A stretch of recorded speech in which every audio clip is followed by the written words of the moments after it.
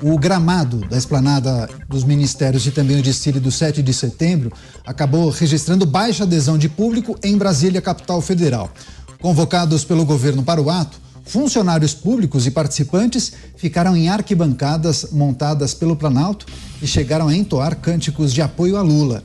Já o senador Ciro Nogueira, do PP, ele ironizou a comemoração e afirmou que o presidente da República desfilou para ninguém. As pessoas que nos acompanham por imagens podem observar justamente o presidente Lula e a primeira-dama no Rolls Royce presidencial, eles acenando para as pessoas. Só que assim, o contingente era muito pequeno. Então foi uma grande surpresa para as pessoas, porque praticamente Lula acenava para ninguém.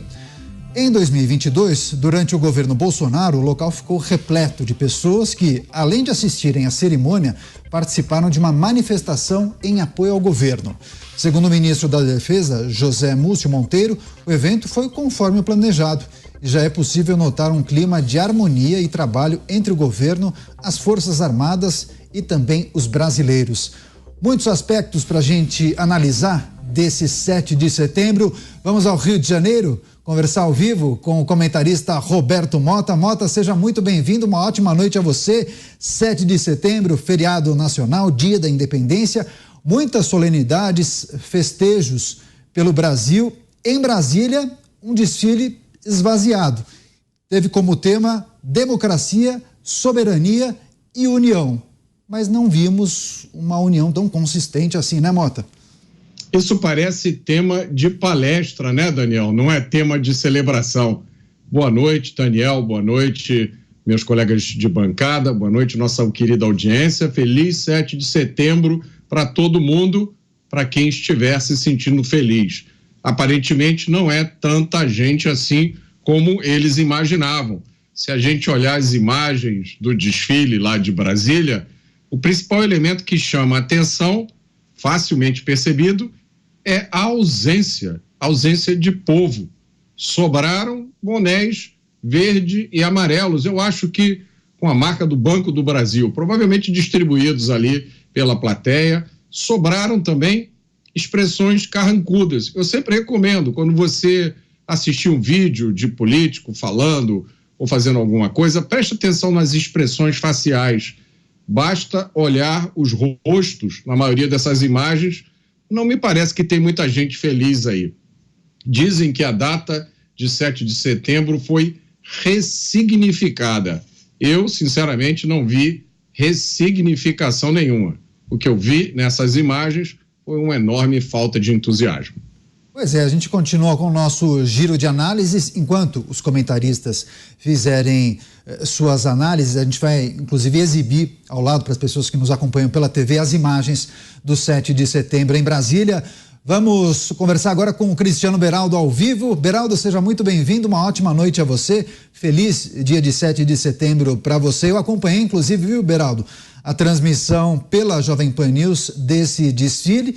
Agora, chamou a atenção justamente essa falta de público mencionada pelo Mota.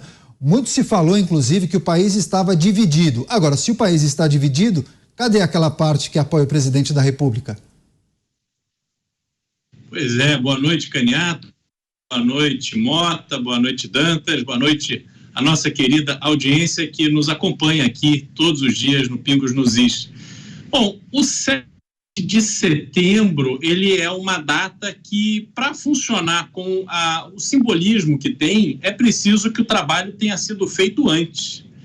Porque as pessoas precisam ter, desde a escola, esse despertar do senso do que é a pátria, da importância de sermos uma pátria independente, porque é disso que se trata, né? A gente poder nos libertar das amarras que tínhamos até então com Portugal, para poder seguirmos o nosso caminho de forma independente, construirmos uma identidade nacional, nos tornarmos finalmente uma nação.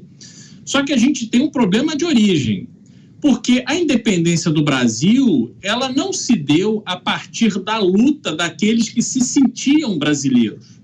O povo brasileiro não se uniu e pegou em armas para ir contra os dominadores. Ao contrário, os próprios dominadores fizeram um acordo e este acordo envolveu um pagamento de soma bastante vultosa a Portugal. É como se a gente tivesse, primeiro, começado a nossa vida independente totalmente endividado e que a gente tivesse comprado essa independência de Portugal. Foi essa dinâmica que se deu no processo de independência do Brasil.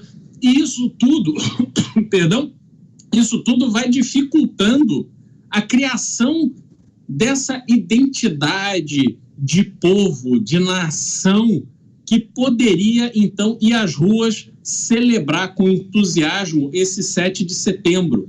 E aí, quando a gente vê Lula pegando esta data para fazer as declarações que fez e tornar o 7 de setembro mais um palco da divisão que ele falsamente diz tentar reparar, tá nisso, né? Tem que ser o apoiador pago, com o boné do Banco do Brasil, como observou Mota, e aí fica tudo muito falso, muito superficial. Não tem relevância nenhuma para nós, como uma nação, vermos esse tipo de celebração, porque até a apresentação das Forças Armadas, que é importante para que a nação tenha a sua autoridade, a sua força demonstrada para o mundo inteiro ver, para que a população se sinta orgulhosa das suas Forças Armadas, nem isso a gente pôde desfrutar, porque o próprio governo foi desqualificando o papel das Forças Armadas no 7 de setembro. Então, é uma dessas datas em que a comemoração ela se torna muito menor e totalmente equivocada, não está compatível, condizente com aquilo que essa data significa para a história do Brasil. Tá certo. Vamos agora a Brasília conversar com o Cláudio Dantas, já conectado com a gente. Dantas, seja muito bem-vindo, uma ótima noite a você, analisando o 1º de setembro da gestão Lula 3, queria a primeira edição da festa de 7 de setembro, melhor dizendo, evento enxuto, né, esvaziado. Agora, por qual razão? Foi uma opção desse governo ou falta de prestígio? Ô, Daniel, vamos lá, né? Tô conectado aqui desde as 8. Hoje foi um dia especial na cobertura aqui da Jovem Pan, 7 de setembro, desfiles por todo o país, e aqui um desfile militar, uma parada militar com um tom sombrio, apesar do céu azul e do sol iluminando aqui a paisagem. Muito boa noite a você, boa noite ao Beraldo, ao Mota, boa noite a toda a nossa audiência. Ele é o reflexo de muitas coisas, é a síntese, né? É o espelhamento de um humor do cidadão brasileiro que boa parte do eleitorado não se sente representado, né, no atual governo.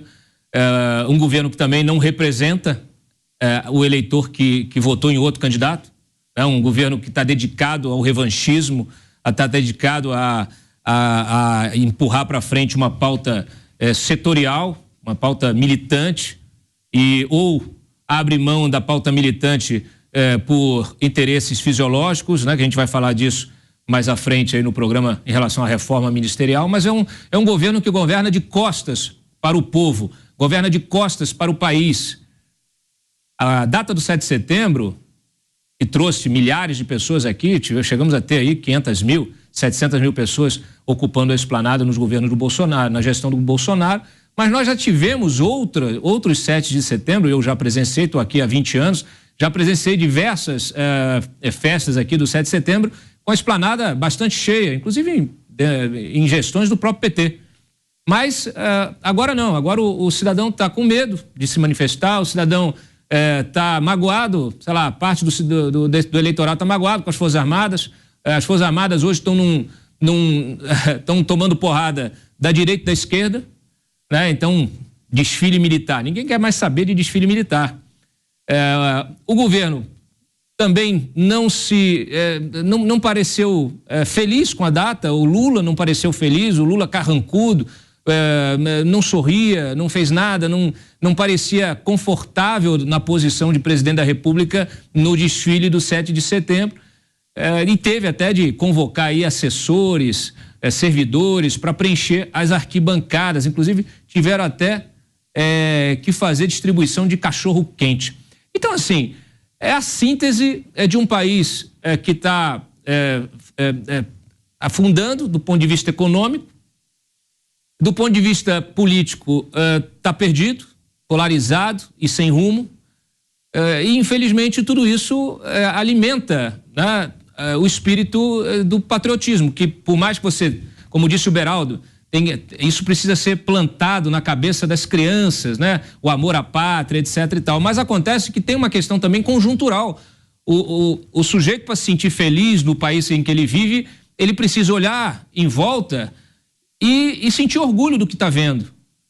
E ele olha em volta e só vê várzea, né? Tanto do ponto de vista político, questão de impunidade. A política hoje, muita gente querendo fazer política para criminoso, a impunidade graça no país, então a corrupção, ela parece que venceu.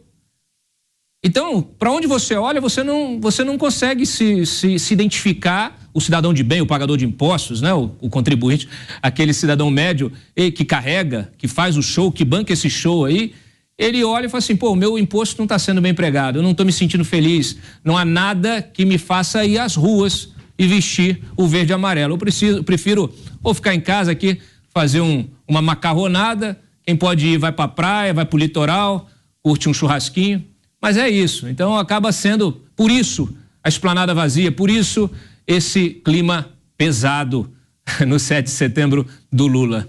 Pois é, Dantas, eu acompanhei inclusive o Jornal da Manhã, via as suas participações, suas intervenções, e também me chamou a atenção em dado momento a narração da nossa colega Lívia Zanolini, tratando justamente dos acenos do presidente Lula no Rolls Royce presidencial, e pessoas populares, políticos, acabaram recortando esse trecho, porque foi um take da TV Brasil, que fazia a transmissão oficial de Brasília, Lula acenando no Rolls Royce para as pessoas, só que assim, no take mostrado pela TV Brasil, não havia ninguém ali. É como se ele estivesse acenando para fantasmas, entende? Não havia ninguém. Ficou uma situação muito constrangedora. Eu assistindo, pensei, não acredito, sério isso? E aí várias pessoas acabaram recortando esse trecho e compartilhando nas redes sociais. Tem esse take, mas também tem um outro take mostrado mais adiante, inclusive foi bem o momento que a Jovem Pan transmitia, a Lívia Zanolini fazia essa narração e o Lula acenando para ninguém, assim, uma situação pitoresca, triste ao mesmo tempo. Agora, Mota, ainda tratando dos muitos aspectos do 7 de setembro, eu li uma manchete num jornal carioca que você conhece muito bem, falando que esse evento do 7 de setembro simbolizou a volta da normalidade do país. Você concorda com essa afirmação? E a volta da normalidade do país, a volta da normalidade democrática do país. Como isso pode acontecer sem o povo, hein? Olha, Daniel, se a frase for a volta da normalidade do país, eu até concordo. Eu já falei isso aqui, eu já falei várias vezes. O normal no Brasil é o anormal. Na maior parte do tempo, a gente está vivendo tempos anormais. A exceção no Brasil são os tempos normais, onde as coisas acontecem como deveriam acontecer. E isso desde o início da nossa história. Então, a volta à normalidade, eu até posso concordar com isso. Agora, a volta à normalidade democrática, aí eu acho que é tema para uma palestra. A gente precisa discutir o que é democracia. Eu tenho a impressão de que o que a gente viu hoje, em parte pelo menos, tem a ver com aquele ditado que diz que a semeadura é opcional, mas a colheita é obrigatória. O Dantas foi muito feliz quando falou de um governo de costas para o país. Eu adorei também a expressão que ele usou, várzea. Essa é a expressão, é a sensação que o povo tem, que nós vivemos num tempo de vitória de quem faz as coisas erradas. É isso. E quando você olha essas imagens, você tem a sensação de que esses personagens estão sentindo um enorme constrangimento por estar ali, porque não faz parte do script da esquerda brasileira o patriotismo. Nunca fez parte do script da esquerda brasileira defender o verde e amarelo ou sentir orgulho da pátria. Isso geralmente não faz parte do script da esquerda em lugar nenhum, diga-se de passagem, né? Em relação à esquerda brasileira, são poucas as personalidades que destoam dessa regra. É uma discussão que a gente teve hoje no Jornal da Manhã, que volta e meia é ressuscitada. O sequestro da bandeira nacional, o sequestro das cores verde e amarela, essas cores não foram sequestradas, elas tinham sido abandonadas. E quem fez com que elas ressurgissem foi o povo brasileiro, nas ruas. Foi uma coisa orgânica. E você quer coisa mais ofensiva para políticos que se acham os donos da verdade, que se acham os grandes líderes, do que um povo que toma decisões por si mesmo, do que um povo que organicamente, sem que haja nenhum direcionamento, resolva retomar o sentimento de patriotismo, as cores verde e amarela. É isso que é o 7 de setembro, foi isso que a gente viu no ano passado, foi isso que a gente viu nos últimos anos. Cristiano Beraldo, também queremos ouvi-lo. A volta da normalidade democrática no país, frase e manchete de um jornal carioca, o mais popular que a gente conhece. Sem o povo, como funciona isso, hein, Beraldo? Foi um 7 de setembro de faz de conta? Não, é a volta da mediocridade democrática, porque o Brasil se especializou a tratar de forma medíocre esses símbolos nacionais, essa importância nacional. Vou dar um exemplo. Nos Estados Unidos, se você tem uma bandeira dos Estados Unidos na porta da sua casa, e muita gente tem, nenhuma outra bandeira de nenhum país ou de nenhum estado ou de nenhuma cidade pode estar acima da bandeira americana. Então, se você coloca a bandeira dos Estados Unidos e coloca a bandeira do Brasil, por exemplo, acima dela, a polícia para na porta da sua casa, toca a campainha e manda você tirar, porque isso é uma ofensa à nação. E aí você vê o comportamento dos brasileiros, da esquerda brasileira sobretudo, em relação a temas que são pilares essenciais da formação de uma nação, de uma sociedade que se identifica como parte de algo maior, né? Você vê que há uma campanha permanente contra o alicerce da família, há uma militância permanente a favor das drogas, há uma busca de se tirar a soberania com essas bandeiras. Não, temos que tirar aqui terras produtivas, vamos entregar para os índios, porque os índios isso e aquilo. Boa parte desses índios sequer são brasileiros, vêm da Venezuela, vêm de outros lugares, mas ninguém trata disso. Então, há um esforço enorme para se acabar com esses elementos, são primordiais na formação desse sentimento cívico, desse senso de pertencimento a uma nação. E eu vou usar um outro exemplo, que é um exemplo muito mais presente, né? Esse senso de nação é muito mais presente, por exemplo, nos argentinos do que nos brasileiros. E a gente vê isso, inclusive no futebol, de uma forma muito clara, entendeu? A gente passa por um processo aonde a defesa do Brasil, em primeiro lugar, ela foi simplesmente marginalizada, esquecida, porque dá trabalho, exige renúncia, dedicação, exige remar contra a maré, pegar caminhos mais difíceis, mas que lá na frente vão resultar num país forte. E a esquerda não quer um país forte, basta ver o que fazem com a educação. Quanto mais ignorante for a população, melhor é para a esquerda. Isso está comprovado. Tantas oportunidades que eles têm na gestão de estados e municípios que são responsáveis. Alguns, como a Bahia, por exemplo, estão lá, à frente do poder há décadas. O que fizeram pela educação? Nada, mas propositalmente, não é por incompetência.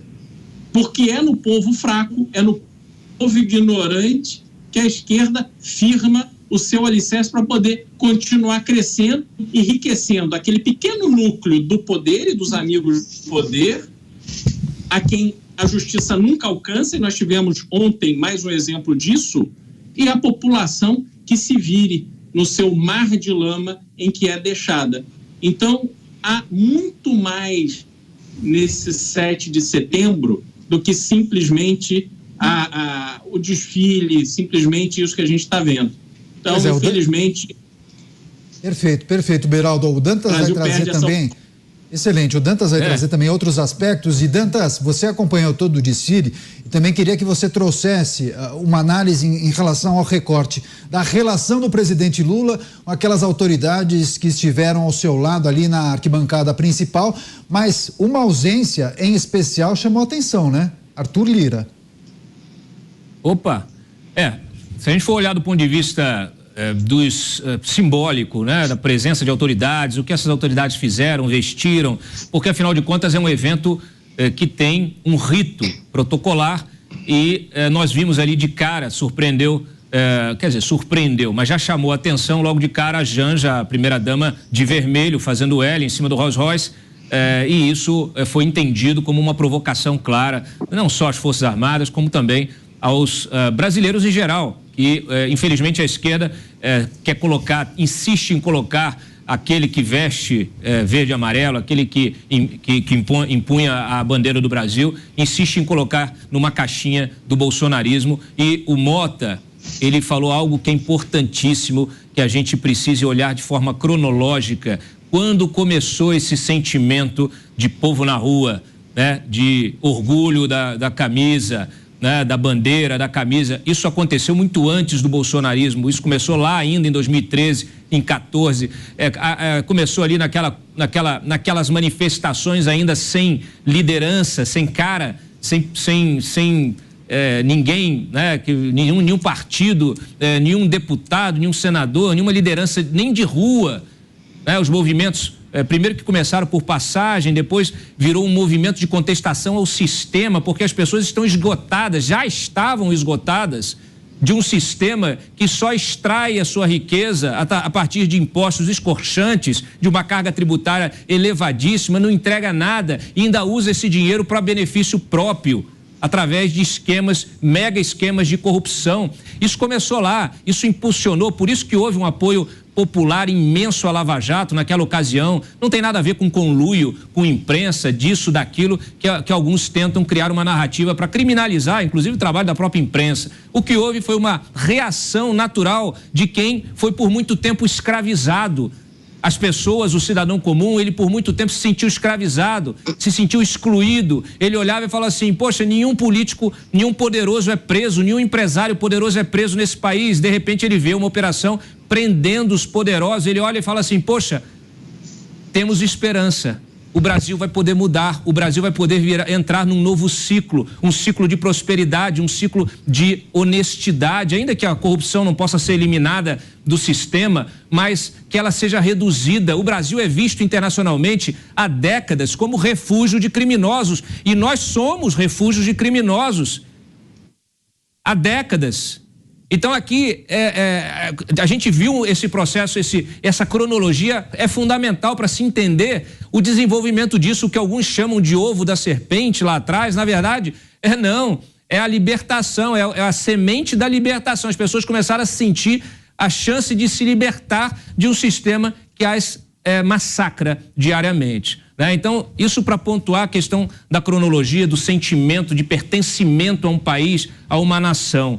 E que, inclusive, deve ser trabalhado diariamente por um poder público que tende a concentrar poder e massacrar, homogeneizar o tratamento a diversas regiões diferentes do país, desrespeitando o princípio constitucional da federação e a própria cultura e organização de cada região do país. Nós temos sociedades múltiplas, é um povo miscigenado com culturas diferentes e, infelizmente, isso não é valorizado pela política. Talvez seja urgente que isso comece a ser feito para que as pessoas, primeiro, possam entender que são prestigiadas na sua essência, né? E possam interagir com o resto do país, se gostando e gostando do outro. Mas voltando, Daniel, desculpa me alongar nisso, é porque realmente a gente falando disso chama um pouco o nosso emocional. Foi um bom resgate, inclusive, para as pessoas lembrarem daquelas manifestações de 2013, 14. Aqui em São Paulo tinha, inclusive, um slogan famoso, não é por conta do aumento de 20 centavos, né? Aquilo extrapolou para outras coisas, outras situações, que culminou, inclusive, com o impeachment de Dilma Rousseff. Acho que o Mota quer fazer um complemento rapidinho, né, Mota? Ninguém esqueceu, Daniel. Isso que o Dantas falou, ninguém esqueceu. E aí as pessoas se sentem duplamente insultadas, né? quando você vê o que aconteceu no 7 de setembro do ano passado sendo descrito em termos ofensivos, eu testemunhei a manifestação aqui em Copacabana. Eu já falei, eu nunca vi tanta gente na minha vida, gente de todas as classes sociais, de todas as idades, de todas as etnias, uma multidão gigantesca, pacífica. Eu não vi nenhum acontecimento violento, nenhum crime, nada. E aquela manifestação foi descrita em termos ofensivos. E aí a gente vê a desmanifestação de hoje, né? A descelebração, que é isso que foi, a ausência do povo. O que a gente viu hoje foi um grupo de pessoas que tem o domínio do poder, celebrando, aliás, nem celebrando, né? Se você olhar as expressões, eles estavam ali, aquilo ali não foi uma celebração. E a gente vê isso sendo descrito como uma normalidade democrática. Eu hoje de tarde, depois de fazer o Jornal da Manhã, eu fui dar uma volta e, como sempre, eu fui parado por uma senhora, professora de uma universidade. E as pessoas me fazem perguntas que eu não sei responder, porque o espanto delas é o mesmo meu. Como é que se pode ignorar a realidade das ruas e criar uma narrativa e querer empurrar essa narrativa para cima de todos nós, como se a gente fosse louco? Vai lá, Dantas. Mota, eu vou pedir para a produção colocar uma foto na tela que para mim sintetiza o que foi hoje, a caricatura do que a gente pode chamar de democracia, a caricatura que fizeram do próprio Santos Dumont, coitado. Tem uma outra foto melhor, Felipe, se você puder colocar aí, trocar, é uma que aparece. Aí, esse é o nosso Santos Dumont, essa é a nossa democracia relativa. Assim, nenhum aqui, nenhuma ofensa ao... Dantas, estão falando que chamaram Aldo Rebelo para fazer uma participação especial, viu? Olha, nada contra o artista que representou aí, que foi caracterizado, mas me desculpe, né? O coitado do Santos Dumont, isso aí acaba sendo uma caricatura do pai da aviação, que também é desprezado, né? Quando a gente começa a falar desse tema aí, por muita gente, tem gente que prefere olhar para fora. Mas, assim, essa é a caricatura, é a síntese dessa democracia que a gente viu hoje aqui na Esplanada dos Ministérios. Eu queria também falar, que você tinha puxado, o Daniel... Sim, e aí, a relação com as autoridades, inclusive a ausência de Arthur Lira. Tem ausência do Arthur, ausência dos ministros novos, né? Que foram nomeados ontem. E também o seguinte, uma coisa que me chamou muito a atenção, tá? O Lula desce, sobe no palanque, cumprimenta o Geraldo Alckmin, senta do lado, tenta ali conversar. O Geraldo me pareceu constrangido. Então, eles pouco conversaram, pouco falaram, pouco interagiram entre si. E a gente sabe que a própria pasta do Geraldo chegou a ser colocada aí nessa disputa aí pela reforma administrativa. Inclusive, a parte aí das pequenas e médias empresas está indo criar um novo ministério para acomodar justamente o Márcio França, né, do partido do Geraldo Alckmin. Então, assim, não sei se tem a ver, mas é aquilo. Quando a gente olha, a gente percebe as simbologias, as movimentações, como o Mota sempre diz, tira o discurso, tira o som e veja a movimentação. A Lu Alckmin estava de azul, né? A Vera Brenan, mulher do ministro Múcio, estava de amarelo. E a Janja, enquanto isso, a Janja estava de vermelho. Então, parece que há uma desincronia também entre as autoridades principais que estavam presentes hoje no 7 de setembro. Pois é, Dantas, antes de passar para o Beraldo, eu queria só resgatar a foto que você trouxe para a gente, esse ator possivelmente interpretando Santos Dumont, privilegiar inclusive a audiência rotativa do rádio, viu, Dantas? Descreva para nossa audiência. Perfeito. Descreva para nossa audiência, por gentileza, como está vestido esse ator de bigode, que muito possivelmente passou por uma seleção.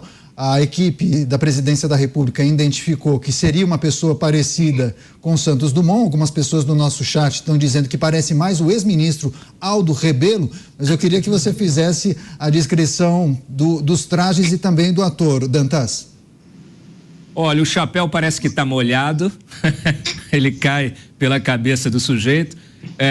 Um bigode que também parece triste, né? Muito triste, um bigode muito maior do que aquele que o Santos Dumont usava e de tão grande parece dar uma expressão bastante, sei lá, até meio rabugenta pro Santos Dumont aí, de papelão.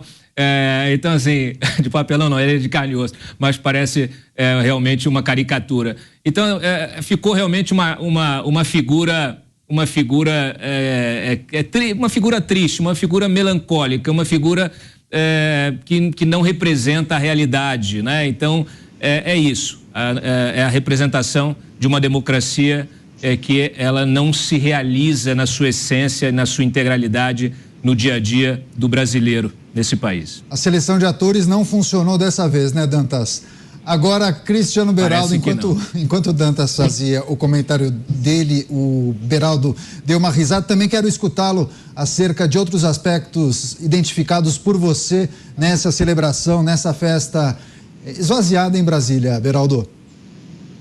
Olha, eu acho muito oportuna a lembrança que o Dantas trouxe sobre as manifestações que começaram lá em 2013, porque ali a gente foi vendo, conforme aquelas manifestações foram evoluindo e também o objetivo ou o propósito que começou a tirar pessoas de casa para irem a essas manifestações também foi mudando e culminou com as manifestações pelo impeachment da Dilma, já no ambiente em que a Lava Jato mostrava à população brasileira toda a roubalheira que houve no Brasil naquele momento, bilhões e bilhões de reais sendo desviados, campanhas políticas sendo largamente financiadas com dinheiro de corrupção, pessoas enriquecendo, qualquer gerente de Petrobras com 90 milhões de dólares em conta na Suíça, coisas assim absurdas, cifras astronômicas, aquilo tudo chocou a população brasileira e aí sim despertou um sentimento, que era o sentimento que a gente deveria ter visto hoje por todo o Brasil, esse sentimento de que era preciso se unir, se manifestar em defesa do Brasil, mostrar que a população era mais forte do que aqueles assaltantes, saqueadores de dinheiro público que estavam ali no poder. Só que depois de tudo aquilo, de toda a Operação Lava Jato, das pessoas que foram presas, que confessaram seus crimes, devolveram bilhões de reais aos cofres públicos, porque assumiram que aquela grana era grana roubada. Essas pessoas, elas foram, pouco a pouco, sendo liberadas das suas punições, saindo da cadeia, retomando as suas vidas. As empresas que fizeram acordos de leniência, nós temos, de um lado, operações sendo feitas para reduzir o valor que foi acordado na justiça para que essas empresas pagassem financeiramente pelos desvios cometidos, e outras tendo toda a sua confissão sendo desconsiderada pelo Supremo Tribunal Federal. Isso tudo vai humilhando a população brasileira, o sentimento do brasileiro hoje, que tem noção das coisas, que enxerga como o dinheiro público foi desviado loucamente nesse país. A gente olha para isso e se sente humilhado, porque há um sistema para proteger a corrupção, corruptos e corruptores. Então, qual é o estímulo que você tem para ir às ruas de novo? Qual é o estímulo que você tem para ir se manifestar em defesa do Brasil contra tudo isso que a gente está vendo? Nenhum, até porque quem está indo está sofrendo consequências. Quanta gente está aí sofrendo consequências de decisões judiciais que estão pesando a mão em cima de todo mundo. Falamos ontem, por exemplo, do Léo Lins, e tantos outros casos de censura estão sendo colocados. Então, a gente está passando por um período, um momento no Brasil, onde este sentimento cívico, este sentimento de pertencimento, de nação, isso está absolutamente enfraquecido e a população está verdadeiramente humilhada.